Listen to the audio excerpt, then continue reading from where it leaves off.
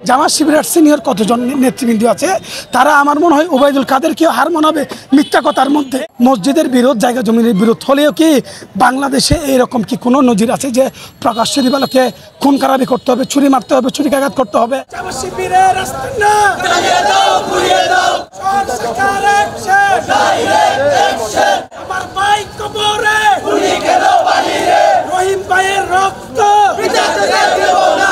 বাংলাদেশ জাতীয়তাবাদী ছাত্রদল সারা বাংলাদেশের ন্যায় দেশনায়ক তারেক রহমানের নির্দেশনায় বাংলাদেশ জাতীয়তাবাদী ছাত্রদল কক্সবাজারেও শান্তিপূর্ণ আন্দোলনে বেগমান এবং তারা শান্তিপূর্ণ আন্দোলন ছাত্রদল করে যাচ্ছে।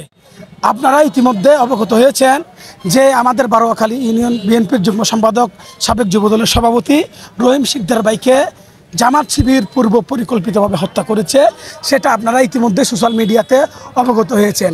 এবং আরও বলতে চাই, জামাত শিবিরের যে নেতাকর্মীরা আছে সেখানে তারা কমেন্টসে লিখছে সেটা নাকি জায়গা জমিনের বিরোধ।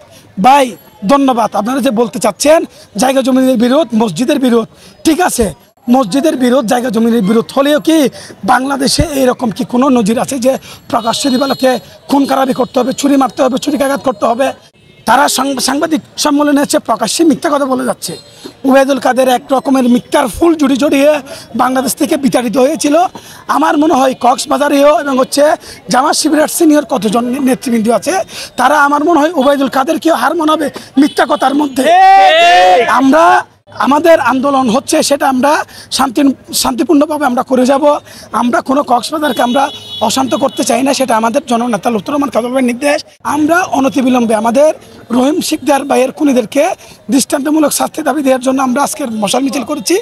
যদি আমাদের রহিম ভাইয়ের খুনিদেরকে যদি গ্রেপ্তার করা না হয়, আমরা কক্সবাজার শহর ছাত্রদল নয়, কক্সবাজারের জাতীয়তাবাদী পরিবারকে নিয়ে আমরা কক্সবাজারে দুর্বার থেকে দুর্বার আন্দোলন গড়ে তুলব, শান্তিপূর্ণ আন্দোলন। আমরা কোনো জায়জামেলাতে যাবো না ইনশাল্লাহ।